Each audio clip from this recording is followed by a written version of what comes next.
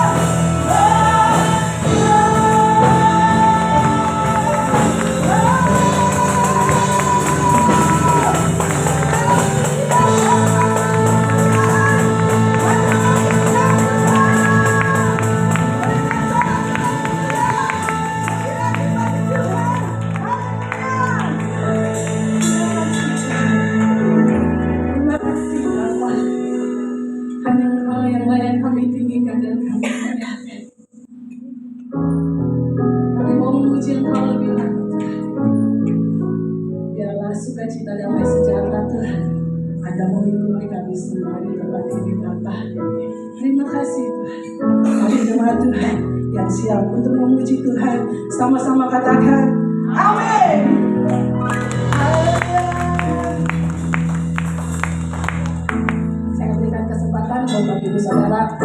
Santos. Kiri kanan Bapak Ibu, katakan Tuhan Yesus baik.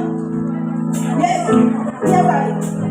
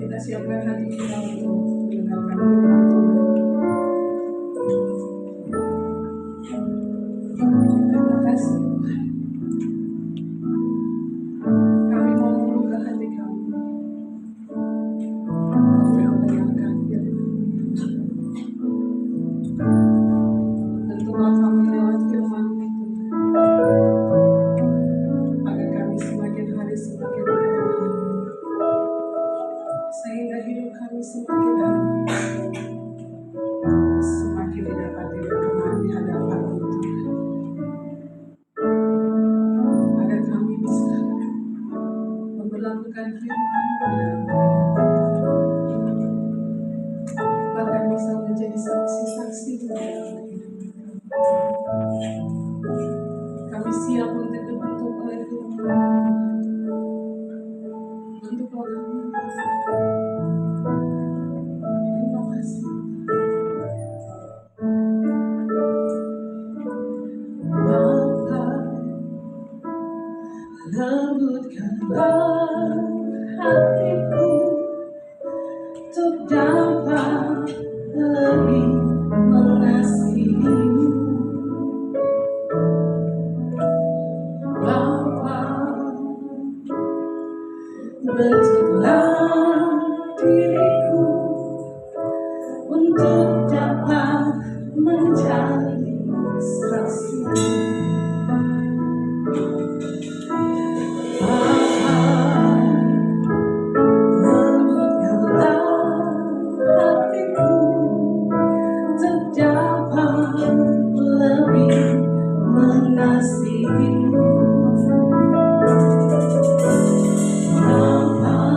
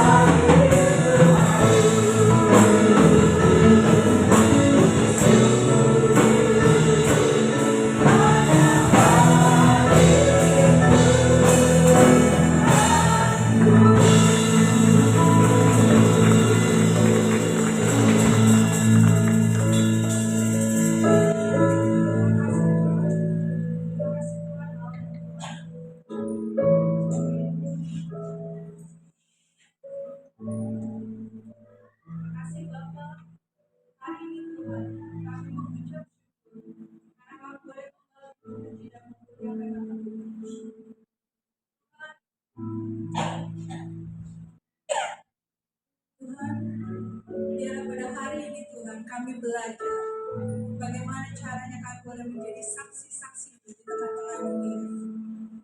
Bagaimana kami bersikap untuk menjadi seorang saksi. Dan Roh Kudus membuat kami memahami dan belajar bersama-sama. Bagaimana caranya kami membentuk diri untuk menjadi saksi-saksi yang menghasilkan banyak jiwa-jiwa untuk bertobat. Terima kasih Tuhan, kami sambut firman baik dalam nama Tuhan Yesus Kristus. Haleluya. Amin. Silakan duduk.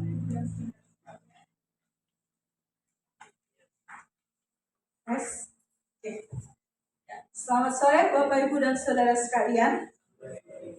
Bapak Ibu, khususnya ibu-ibu nih ya. Saya dulu pernah menggunakan kosmetik. Kosmetiknya dulu saya gunakan karena masih murah. Ya. Karena baru keluar. Tapi setelah lama saya pakai, ya, dan hasilnya bagus, lalu tiba-tiba salah satu skincare ini mulai mahal. Bapak Ibu dan Saudara sekalian. Mulai mahal, akhirnya saya sudah tidak menggunakannya lagi karena sudah tidak terjangkau. Nah, Bapak Ibu dan Saudara sekalian, kadang-kala marketing bisnis ini pintar. Ya, kalau Bapak Ibu dan Saudara sekalian ke Indomaret suka kan dapat misalnya beli sesuatu, tiba-tiba dikasih sampel yang kecil. Jadi dikasih gratis untuk dipergunakan. Supaya apa? Supaya nanti konsumen itu akan melihat kegunaan daripada kosmetik tersebut. Dan kalau dia sudah merasa ini bagus, maka dia akan beli. Dan bertambahnya waktu, lalu orangnya akan bilang ke temannya, ini bagus loh, saya pakai. Lihat nih muka saya.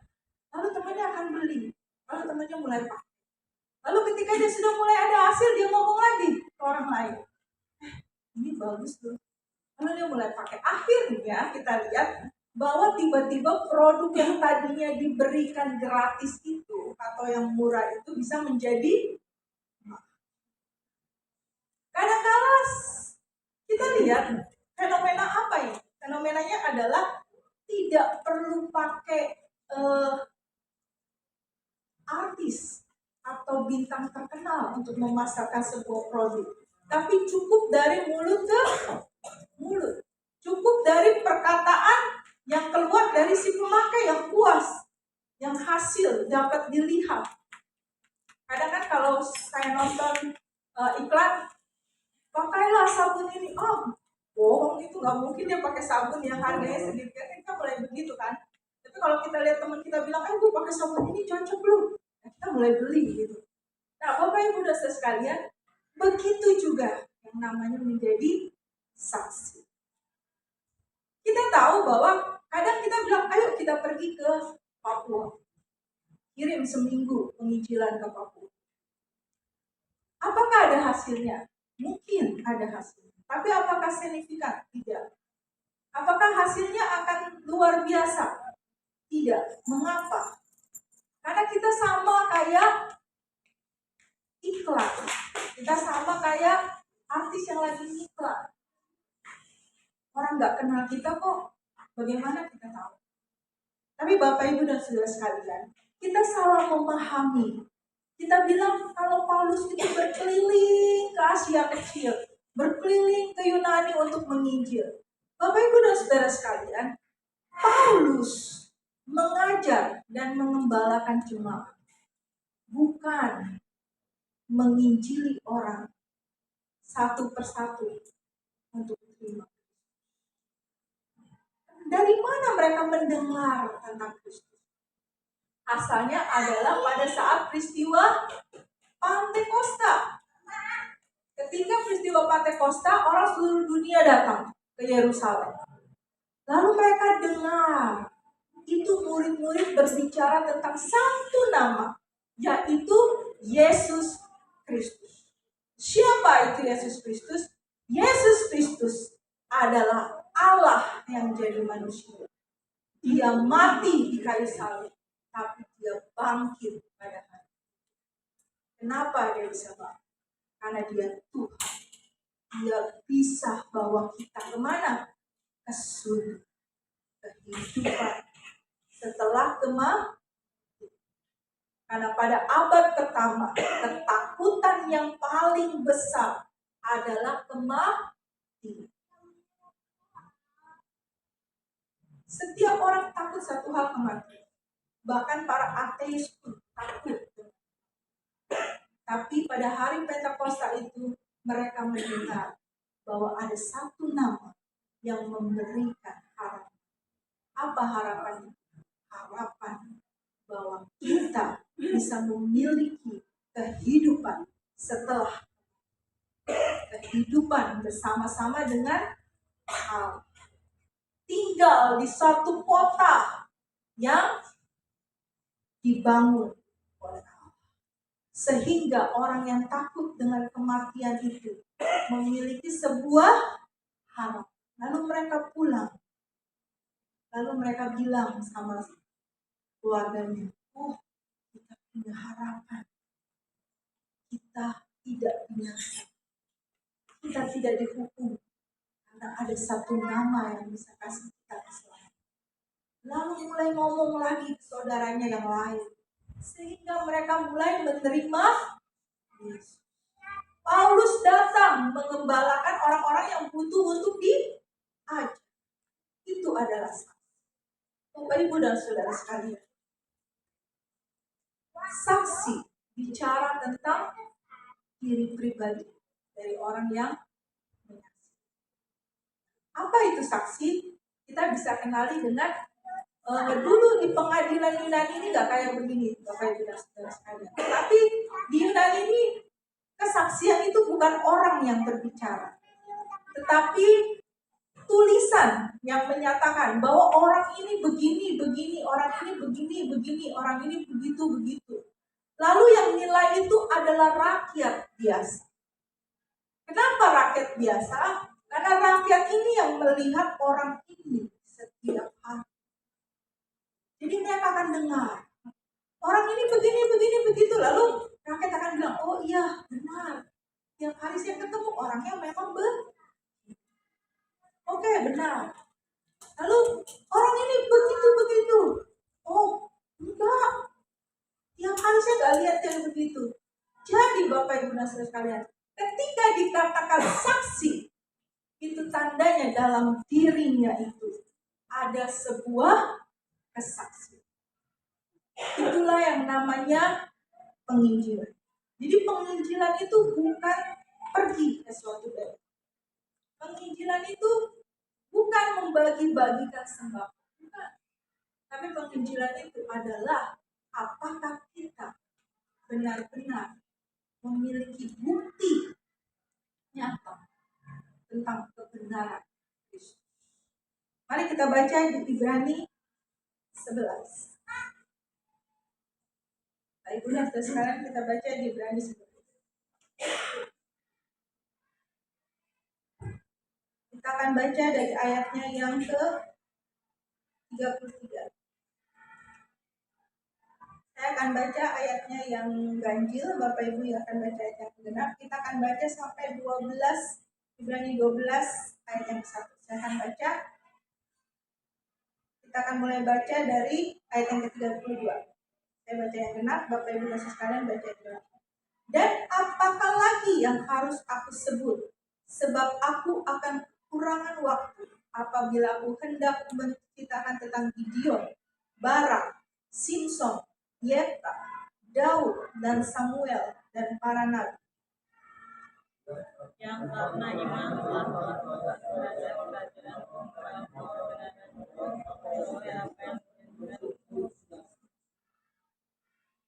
memadamkan api yang dahsyat.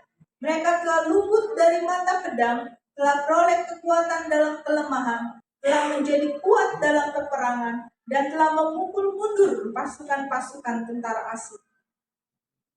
Ini pun telah menerima kembali orang-orangnya yang telah mati, sebab dibangkitkan. Tetapi orang-orang lain membiarkan diri tersiksa dan tidak mau menerima pembebasan. Mereka kebangkitan yang lebih baik. Ada pula yang diejek dan didera, bahkan yang dibelenggu dan dipenjarakan. Mereka dilempari, digaji, dibunuh, dibunuh. Mereka menggunakan dan siksaan. Dunia ini tidak layak bagi mereka. Mereka mengembara di padang gurun dan di pegunungan, dalam gua-gua dan celah-celah gunung. Dan mereka semua tidak kontor oleh apa yang menginginkan itu. Sekalipun iman mereka telah memberikan kepada mereka suatu saksian yang baik. Sebab Allah telah menyediakan sesuatu yang lebih baik bagi kita. Tanpa kita, mereka tidak dapat sampai kepada kesempurnaan. Kita baca bersama-sama di 12 ayat 1. Karena kita mempunyai banyak saksi, bagaikan awan yang mengelilingi kita, marilah kita menanggalkan semua beban dan dosa yang begitu merintangi kita, dan berlomba dengan tekun dalam perlombaan yang diwajibkan bagi kita. Jadi Bapak, Ibu, dan Saudara sekalian, kita ini seakan-akan berlomba. Berlomba untuk apa? Berlomba untuk mencapai tujuan dari hidup. Setiap orang punya perlombaannya masing-masing. Ini menggambarkan bahwa setiap orang harus jadi saksi di tempatnya masing-masing. Tidak semuanya harus pergi ke luar kota. Tidak semuanya harus pergi ke daerah. Tetapi setiap orang punya tempatnya masing-masing untuk menjadi saksi. Di manakah yang paling penting, yang semua orang harus menangkan adalah keluarga. Bapak, Ibu, dan Saudara sekalian, ketika pasal 12 ini berkata banyak saksi, ini berbicara tentang yang ayat 11 tadi, yang ada Abraham, ada Musa, ada Henokh, ada Gideon, dan itu adalah saksi-saksi. Tetapi nggak cukup sampai di situ. Saya juga punya saksi, Bapak, Ibu, dan Saudara. Saksi saya adalah mama saya dan orang tua saya, juga papa saya. Saya lahir, kalau ditanya kapan saya menjadi Kristen, saya akan jawab saya menjadi Kristen itu sejak saya di dalam kandungan. Lalu ditanya, kapan saya menerima Yesus sebagai Tuhan dan Juru Selamat secara pribadi? Saya menerima Yesus sebagai Tuhan dan Juru Selamat pribadi pada saat saya usia 15 tahun. Tapi keputusan menerima Kristus di usia 15 tahun itu tidak terlepas dari usaha keras orang tua. Usaha kerasnya seperti apa?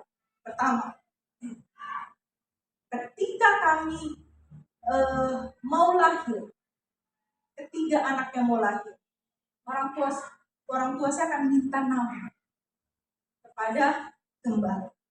Kenapa minta nama? Supaya nama itu yang nanti akan menjadi identitas, yang menjadi masa depan dari anak-anak itu. Ketika koko saya lahir, orang tua saya datang, Om, mau dikasih nama siapa anak ini? Lalu oke, saya akan berdoa dulu.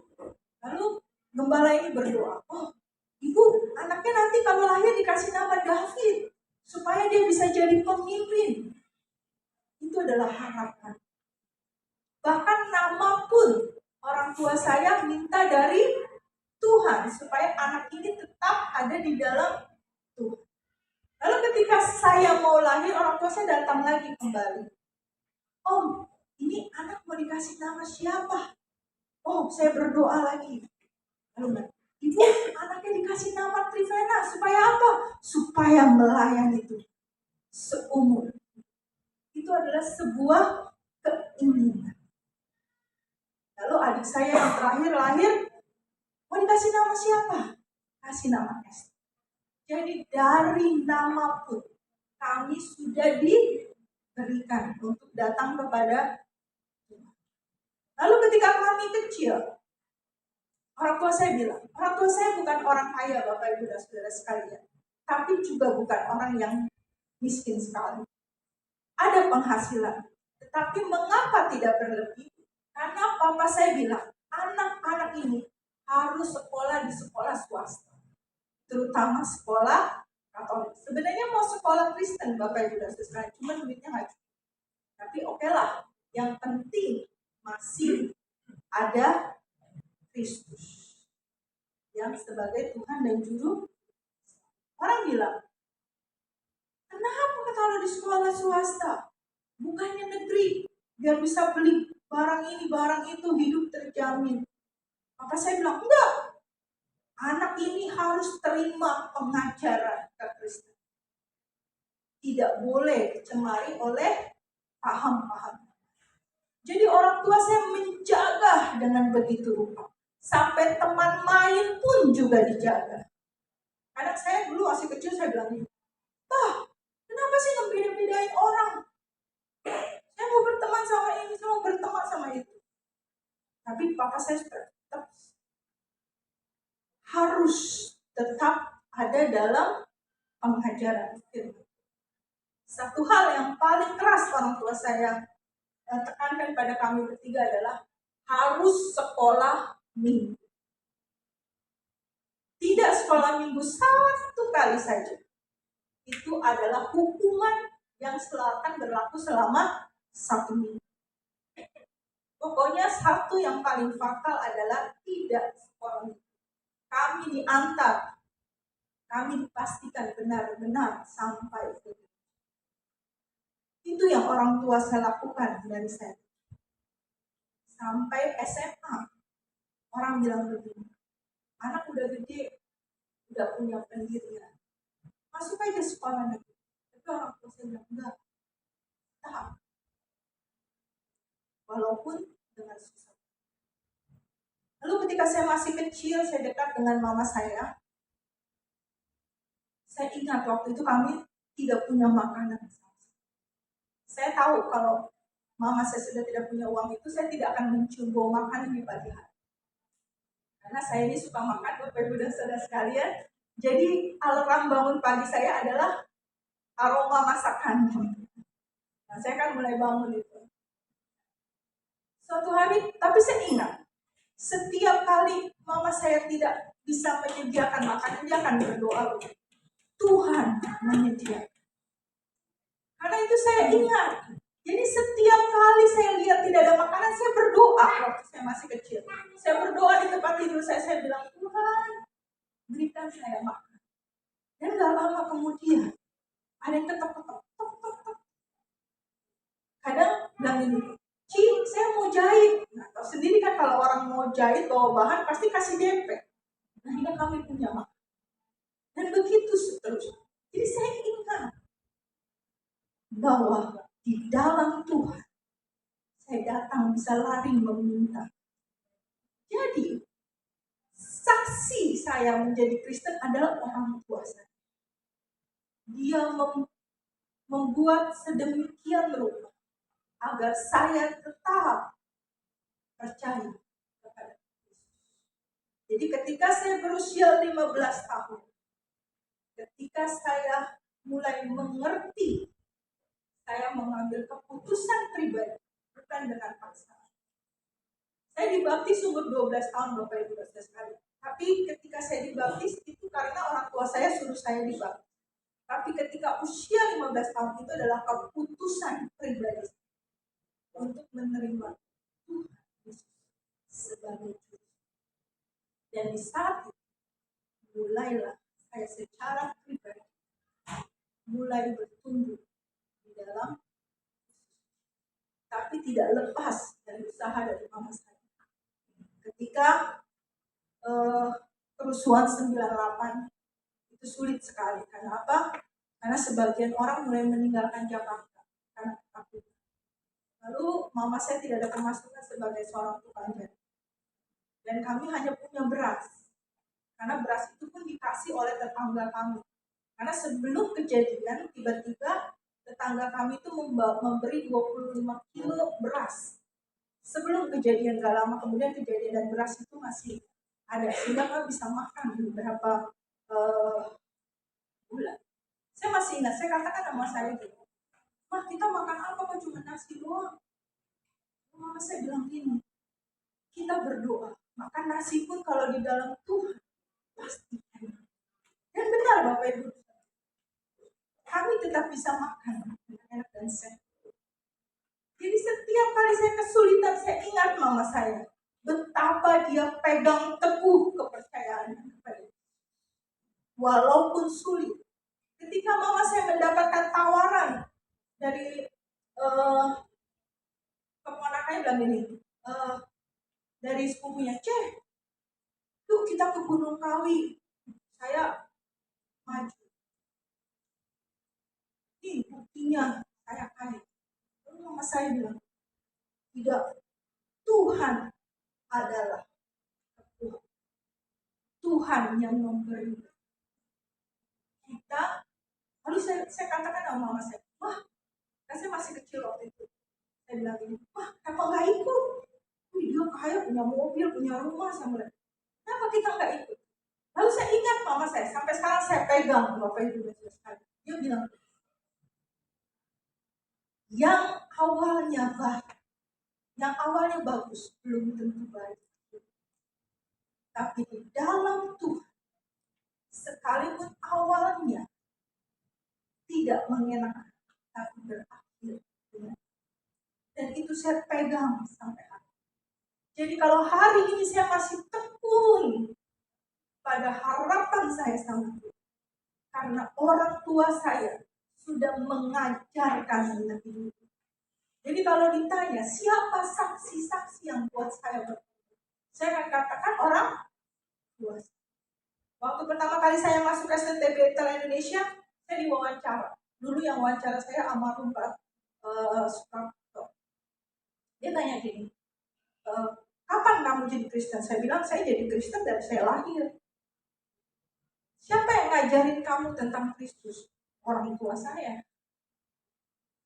Jadi Bapak Ibu dan Saudara sekalian, jadi saksi itu gampang. Bagaimana cara? Bagaimana kita membuat keluarga menjadi orang? Bagaimana kalau kita menjadi istri atau suami mendesain keluarga kita supaya anak-anak kita itu tetap ada di dalam Kristus. Itulah kita jadi saksi. Lalu kalau jadi saksi itu tidak akan terlepas dari pemberita. Next. Jadi yang pertama adalah pribadinya. Yang kedua adalah apa sih yang diberitain. Kadang-kadang kita pernah dengar gini kan, ada orang saksi, "Terima Yesus loh, usahamu diberkati." Kalau oh iya, apalagi orang Chinese. Orang Chinese itu paling suka terima yang begitu. Karena apa? Karena kalau orang Buddha khususnya itu udah dari sana diajarin begitu kan. Jadi kita berdoa, sembahyang, kasih persembahan, lalu diberkati. Jadi ketika diiming-imingin masuk Kristen, oh nanti Tuhan berkati, senang. Itu masuk akal, make sense. Atau kita kayak jualan surga. Ya memang benar. Terima Yesus. Tapi nanti mati masuk surga. Ya memang benar. Memang sungguh. Justru perkataan itu yang benar. Memang harapan kita adalah Kristus membawa kita kepada keselamatan. Tetapi apakah nama Yesus hanya membawa kita kepada keselamatan? Enggak, nama Yesus punya kuasa. Kuasa untuk besok ke depan saat kita mati. Juga kuasa untuk menghadapi. Kuasa untuk kita bisa menghadapi. Bapak Ibu dan Saudara sekalian, apakah kapan kita bisa menjadi saksi? Di saat kita bisa mengatakan bahwa nama Yesus satu-satunya yang memberi. Apakah kita pribadi percaya kepada nama? Kita buka di Filipi 1.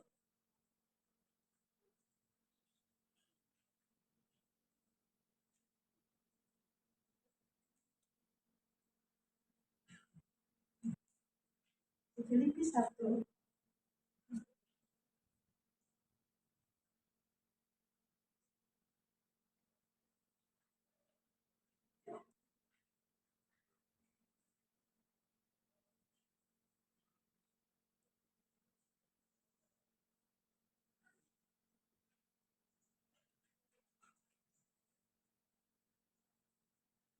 Maaf, Efesus 1 ayatnya yang ke-18. Efesus 1 ayatnya yang ke-18. Oke, kita akan bacakan, saya akan bacakan. Dan supaya ia menjadikan mata hatimu terang, agar kamu mengerti pengharapan apakah yang terkandung dalam panggilan. Betapa kaya kemuliaan bagian yang ditentukannya bagi orang kudus. Jadi Bapak, Ibu, dan Saudara sekalian, nama Yesus bukan hanya membawa kita pada keselamatan, tapi juga membawa kita keselamatan pada saat. Jadi nama Yesus, kuasa memberikan kita kemenangan dalam segala. Saya terberkati dengan fokusnya mamanya Odi, betapa menghadapi satu penyakit. Satu menjadi saksi. Itu caranya kita menjadi saksi. Dengan apa? Kita memperlihatkan kepada orang lain. Walaupun saya menghadapi sesuatu yang berat, Kristus tetap jadi harapan. Bahkan dia sanggup. Ketika dihadapi dengan penyakit cancer. Kadang kalau kita dikatakan kita kena cancer, dunia kita seakan runtuh. Tapi saya salut dengan ketabahan daripada Mama. Kenapa? Karena dia percaya bahwa Yesus ada kesembuhan dalam Yesus. Telah menjadi saksi. Kita bisa menjadi saksi dengan apa? Dengan menunjukkan kepada orang lain bahwa nama Yesus cukup untuk hidup. Sehingga ketika kita orang lihat, oh Yesus, nama Yesus punya kuasa. Tapi kalau kita sendiri nggak percaya, kalau kita sendiri nggak menjadikan Yesus satu-satunya harapan, bagaimana kita bisa jadi? Ketika kita menghadapi persoalan rumah tangga, lalu kita mulai kelabakan, menyalahkan diri sendiri, menyalahkan orang lain, lalu mulai kelabakan, cari pertolongan lain. Tapi kalau kita lari di bawah, kita taruh semua, lalu kita menunggu apa yang akan terjadi. Kalaupun aku masih menghadapi masalah, tapi Yesus beritahu, karena apa? Karena pengharapan. Kalau kita sakit, kita masih tabah menjalani.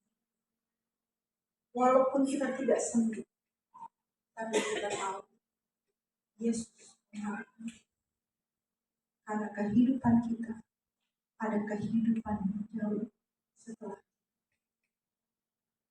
Apakah ketika kita diperhadapkan karir, tapi harus menyangkal Yesus? Oh tidak, saya pilih begini-begini saja. Kenapa? Karena saya percaya di dalam Yesus saya akan lebih sukses daripada saya menjual. Kita menjadi saksi buat orang di kantor. Kita katakan tidak, bagi saya Yesus adalah penting. Yesus berhak. Jadi Ibrani 11 mengajarkan kita bahwa hanya ada satu yang tidak boleh ditutup, yaitu Nabi. Dan kalau kita mau jadi saksi, terutama di keluarga kita, para orang tua, Jadikanlah anak kita mengerti bahwa apapun yang nanti akan mereka hadapi, nama Yesus adalah satu-satunya solusi. Kadang saya suka sedih Bapak Ibu dan Saudara sekalian. Ketika orang mulai berkata begini, tolong dong di kebaktian kita bicara tentang bagaimana cara menghasilkan uang. Bagaimana caranya supaya sukses. Kita bosan nih mendengarkan cerita-cerita firman Tuhan. Mendengarkan kisah-kisah firman Tuhan. Padahal di dalam kisah-kisah firman Tuhan itu adalah kesaksian orang-orang yang sudah menang dengan iman, yang memiliki pengharapan. Contohnya Abraham, Bapak Ibu dan Saudara sekalian. Abraham itu kaya. Ketika dia dipanggil Tuhan, dia bukan orang miskin, dia orang kaya. Ditemukan rumahnya Abraham itu memiliki 100 lebih kamar, yang artinya dia orang yang sangat-sangat kaya. Tapi Tuhan bilang, Abraham, tinggali tanahmu, tinggali bangsa. Coba bayangkan Bapak Ibu dan Saudara sekalian, kalau Abraham tidak memandang yang bisa bicara itu lebih besar dari kekayaan, apakah dia mau ikut? Lalu ketika dia mulai kaya, banyak hartanya karena Tuhan memberkati dia, karena dia mengikuti Tuhan. Lalu dia mulai mikir, ini harta nanti mau dikasih ke siapa? Karena dia gak punya anak. Tapi Tuhan bilang, Abraham, kamu akan punya keturunan. Padahal umurnya sudah hampir 100 tahun. Sudah gak bisa lagi. Sudah mati. Udah gak memungkinkan lagi berhubungan sama. Tapi kalau dia gak percaya sama yang ngomong bahwa ini memberikan pengharapan, apakah dia akan percaya? Ketika sudah punya anak, Tuhan bilang lagi, Abraham, anaknya tolong dipersembahkan sebagai korban bahkan.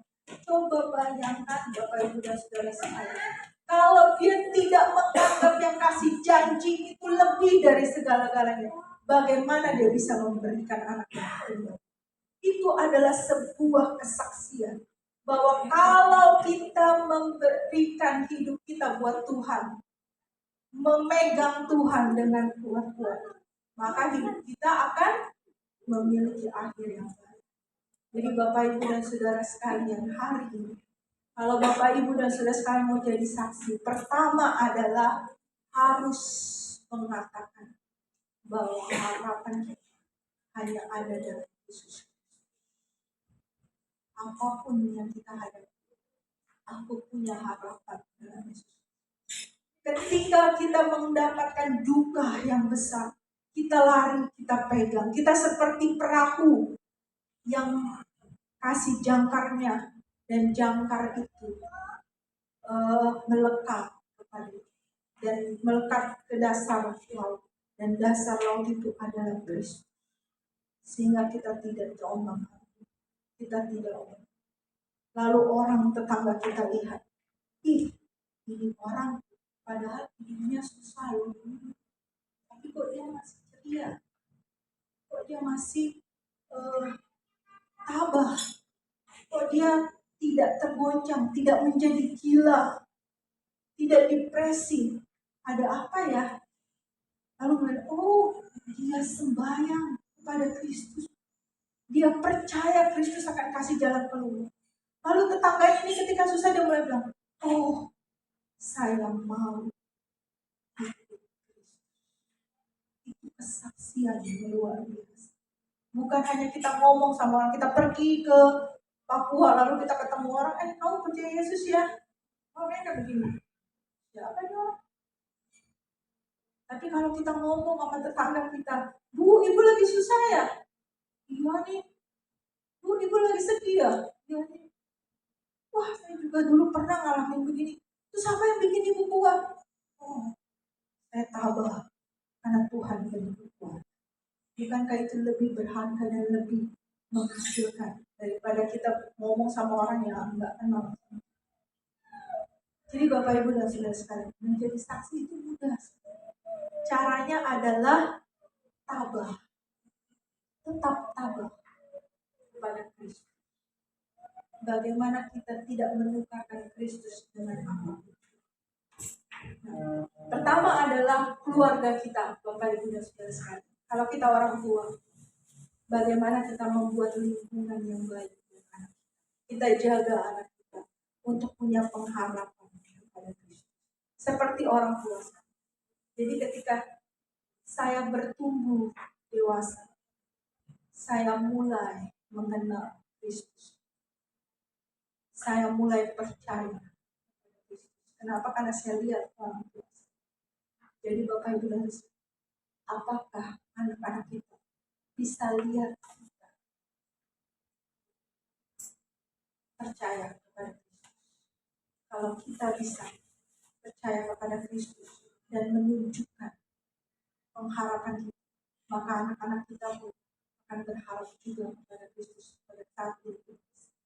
Yang kedua, Bapak Ibu dan Saudara sekalian, ketika kita di tempat kerja, bagaimana cara kita sabar menghadapi. Kadang kita bilang gini, bos, saya cuti ya, ada apa? Saya mau ikut retret. Ya, biar retret lah lagi. Bos, cuti ya, cuti kenapa? Saya ada pelayanan.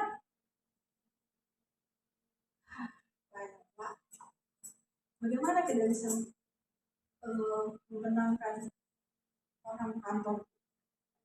Tapi kalau kita, saya percaya, saya tahu Kristus mau saya menjadi orang yang punya nilai, yang punya karya. Saya harus jadi pekerja yang baik. Kalau kita lihat kayak di McD kan atau di KFC kan ada Employee of the Year, gitu kan? Jadi pelayan yang terbaik tahun ini gitu, dipasang namanya, fotonya dipasang. Apakah kita bisa jadi pekerja yang seperti ini? Sehingga orang bilang, oh dia orang Kristen, dia bekerja baik-baik. Oh kamu gak bisa suruh dia korupsi, dia pasti gak mau. Karena dia takut sama Tuhan. Apa kita bisa seperti itu? Itu kita menjadi saksi di pekerjaan. Karena kita tahu, kalau aku tidak ikut Kristus, maka hasilku di kantor ini tidak. Ketika saya dulu baru bekerja, Bapak Ibu dan Saudara sekalian, mungkin tempat kerja saya itu tidak sepanas kalau menjadi purchasing-nya Bapak Ibu dan Saudara sekalian. Nah, kalau orang bilang purchasing itu lahan basah, tapi saya ada di keuangan, apalagi akunting nggak megang duit, jadi juga lahan basahnya kurang gitu kan. Tapi dulu waktu saya pertama kerja, saya ingat kan saya ini masih junior ya, jadi saya ngikut. Lalu saya ingat waktu itu kami belanja alat-alat tulis, saya ikutin senior saya belanja alat tulis. Lalu beli apa? Beli bon. Bonnya berapa? 11.000. Lalu tiba-tiba orangnya bilang gini, mau ditulis berapa? Lalu saya bingung. Ya kan tadi katanya 11.000. Jadi tulisnya harus 11.000 dong. Mau ditulis berapa? Terus saya bingung, saya mikir, ini maksudnya apa gitu kan. Akhirnya pas senior saya ini orang Kristen. Lalu dia bilang gini, tulis 11.000. Nggak mau dilebihin? Nggak, 11.000 tetap 11.000. Saya dengerin, oh. Terus saya mengerti. Ada banyak permainan seperti itu ketika kita buka. Tapi saya bersyukur ketika saya pertama bekerja, senior saya ini orang Kristen. Jadi saya lihat, oh dia nggak mau seperti itu. Dan dia takut sama itu. Saya bilang kan nggak ketahuan. Kita tawar pun harganya 11.000, kita tawar jadi 9.000. Taruh 11.000 kan, itu kan keahlian kita. Kita mikir seperti itu, tapi senior saya bilang, oh enggak, Tuhan melihat. Maka dia guru sekolah minggu, jadi dia bilang, mata Tuhan melihat apa yang kau perbuat. Lalu saya bilang, oh, takut akan Tuhan. Jadi ketika kita di kantor, apakah kita takut sama atau tidak takut sama orang lain melihat? Tapi ketika kita takut sama Tuhan dan kita berhasil, orang lain akan bilang bahwa orang yang membela nama Tuhan tidak akan ternegar. Sampai hari ini, saya masih hidup. Saya masih tidak gagal. Karena saya berpegang teguh. Ketika hal kesulitan apapun, masih banyak kesulitan. Di mana kita bisa lihat orang lain yang percaya Yesus tetap pegang kuat-kuat. Di dalam gereja, kita juga belajar banyak. Kadang kita dalam gereja juga nggak menjadi saksi. Walaupun di dalam gereja, tapi banyak kali kita tidak menjadi. Bagaimana caranya kita menjadi saksi? Apakah kita menjadi pelayan? Pelayan yang tidak memikirkan kepentingan kita. Karena kita tahu bahwa Tuhan mengasihi jiwa. Lalu kita mulai berkata, ketika kita mulai capek,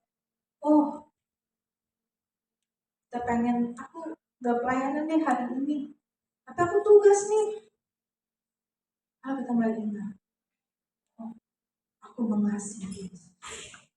Jadi aku akan mengesampingkan rasa capekku. Aku akan melayani itu. Maka junior-junior kita, rekan-rekan kita pelayanan, anak-anak muda yang melihat kita mulai berkata, saya ingin seperti dia. Bapak Ibu dan sekalian, waktu saya remaja, saya lihat nih senior-senior saya, kakak-kakak saya di youth. Lalu saya bilang ini, nanti nih saya mau jadi kayak dia. Betapa bangganya kita. Kalau kita sebagai pelayan Tuhan di youth, lalu kita dengar ada anak youth kita bilang, aku nanti mau jadi kayak dia. Aku mau jadi kayak dia. Seperti dia. Lalu ketika dulu tuh waktu saya masih YouTube, kan kita lihat nih senior kita berkhotbah. Wow, kita mulai, saya tiru. Ketika saya disuruh berkhotbah, saya tiru tuh. Saya tiru gayanya, saya tiru caranya membawakan firman. Karena saya lihat, karena dia menjadi contoh. Itulah saksi. Bagaimana kita menjadi saksi di mana kita berada. Adalah bagaimana kita cara memperlakukan Tuhan. Bagaimana caranya kita merespon itu.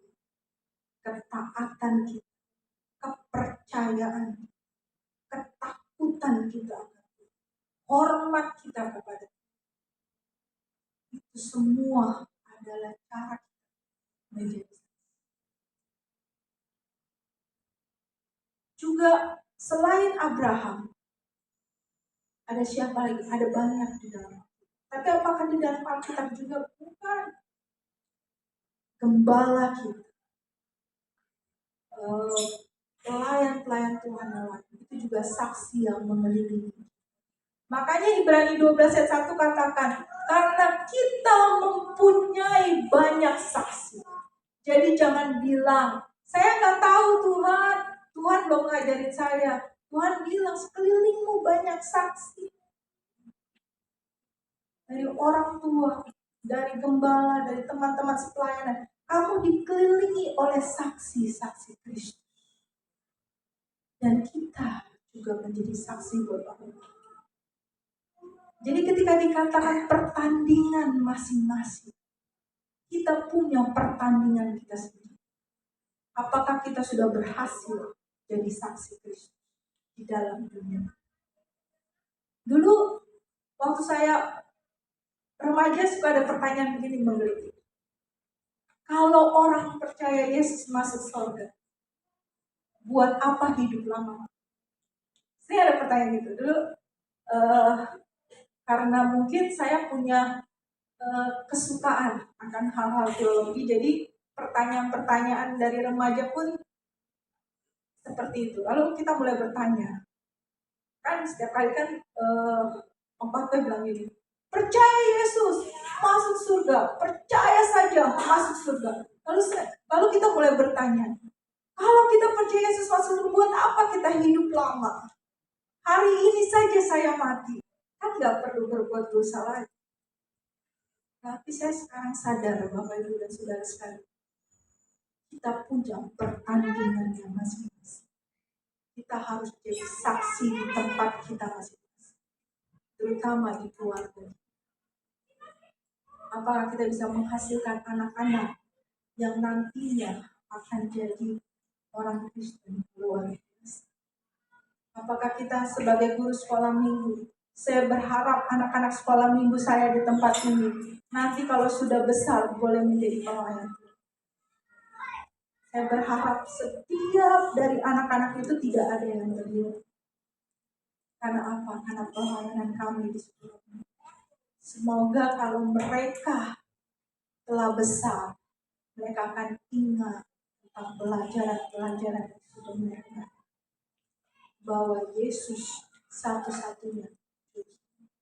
Ketika saya menjadi melayani di youth, saya berharap tidak ada satupun dari anak-anak ini yang nantinya akan keluar dari Kristus. Saya berharap mereka juga nanti jadi orang Kristen yang luar biasa, menjadi orang tua yang luar biasa. Ini adalah kesaksian hidup. Maka Bapak Ibu dan Saudara sekalian, hari ini marilah kita menjadi saksi-saksi. Dengan cara kita punya pengharapan atas nama yang luar biasa. Nama yang bisa menyelesaikan segala perkara. Nama yang bisa menjadi jawaban dari setiap kesulitan. Dan kita percaya dan menghargai nama. Itulah kita menjadi saksi dari keluarga. Itulah kita menjadi saksi buat orang-orang di sekeliling. Itulah yang dinamakan saksi-saksi Kristus. Saksi-saksi. Kita berbicara dari kehidupan. Kita berbicara dari apa yang kita perbuat. Dari perbuatan kita. Dari karakter kita. Dari usaha kita. Untuk membuat nama Kristus dikenal orang. Terutama orang terdekat. Orang yang setiap hari bertemu. Itu yang akan saya bagikan pada hari ini. Mari kita menjadi saksi. Kita lihat apakah kita sudah mengeluarkan effort kita, usaha kita untuk menjadi saksi buat anak-anak kita, buat saudara kita, buat orang tua kita, buat teman-teman kita. Kalau belum, marilah hari ini kita berusaha untuk tetap memandang Kristus. Dan kita hidup di dalam nama Kristus, dalam pengharapan, bukan dengan harta, bukan dengan kekayaan, bukan dengan kejayaan yang ditawarkan dunia, tapi kita menganggap Yesus cukup. Yesus cukup. Saja Bapak Ibu dan Saudara, saya undang bangkit berdiri. Saya undang pemain musik. Kita nyanyikan lagu yang tadi.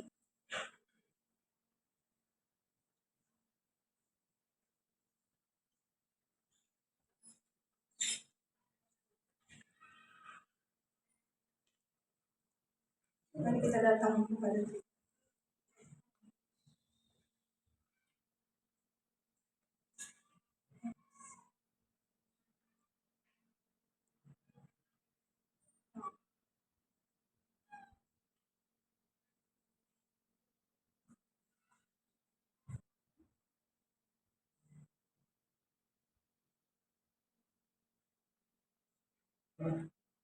Sekarang mari kita datang kepada Tuhan. Kita katakan bahwa hari ini saya memberikan keputusan untuk mengatakan bahwa Yesus saja cukup untuk setiap masalah saya. Dan saya akan hidup untuk menunjukkan kepada semua orang bahwa saya hidup cukup hanya nama Yesus dan kuasa yang terkandung di dalam nama yang mencukupkan saya, yang memberikan jalan keluar buat saya, yang membuat saya tabah menghadapi segala sesuatu, yang membuat saya memiliki pengharapan apapun itu. Yesuslah harapan saya.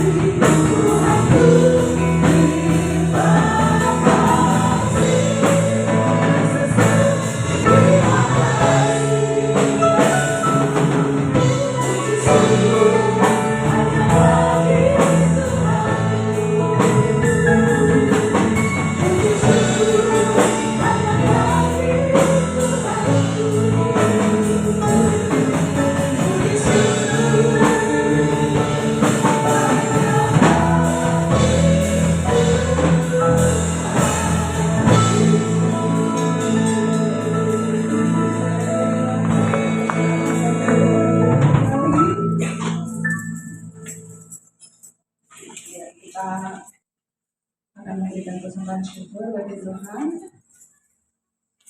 Saya berikan kesempatan buat Bapak Ibu untuk mempersiapkan persembahannya.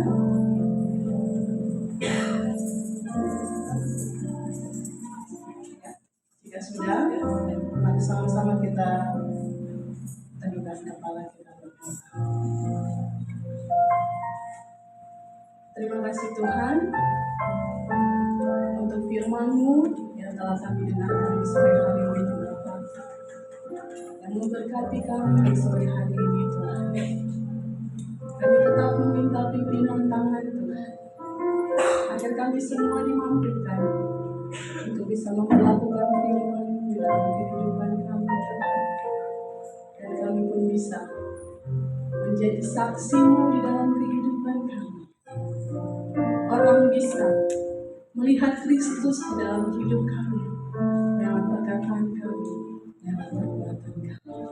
Terima kasih Tuhan untuk saudara yang terkasih, saudari Rena yang sudah membawakan firman Tuhan bagi kami di sore hari ini.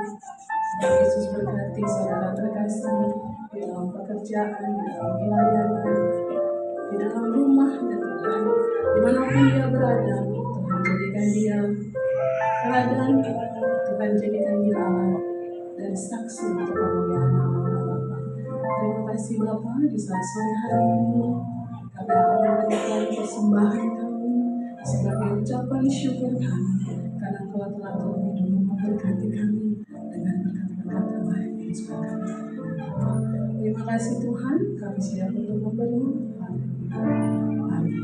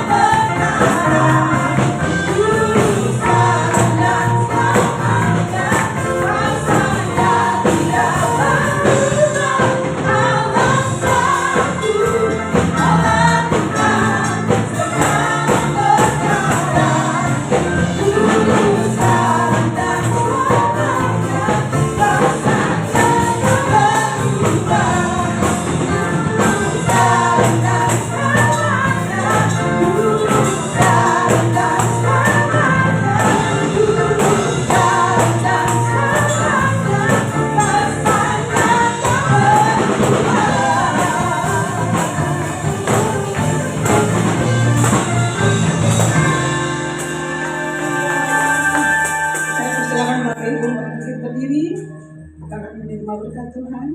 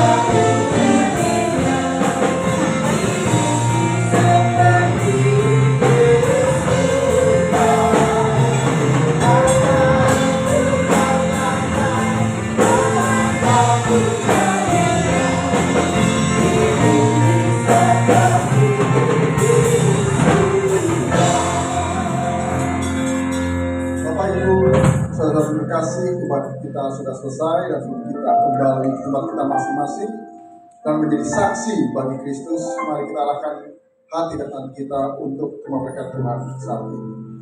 Diberkatilah hidupmu, diberkatilah keluargamu, diberkatilah sekolah, kuliah, pekerjaan dan usahamu, diberkatilah pelayananmu. Apapun yang kau kerjakan dibuat berhasil oleh karena Tuhan dan bagi kemuliaan Tuhan. Anugerah yang melimpah dari Bapa di surga, kasih setia dari Tuhan kita Yesus Kristus, serta persekutuan yang manis, pertolongan, penghiburan, kekuatan, serta pimpinan dari Allah Roh Kudus, kiranya menyertai kita hari ini sampai proses datang untuk kedua kalinya. Terimalah berkat ini dan menjadilah berkat dimanapun kita berada. Saya percaya dan berkat sama-sama kita katakan amin. Tuhan berkati, selamat sore, selamat hari Minggu.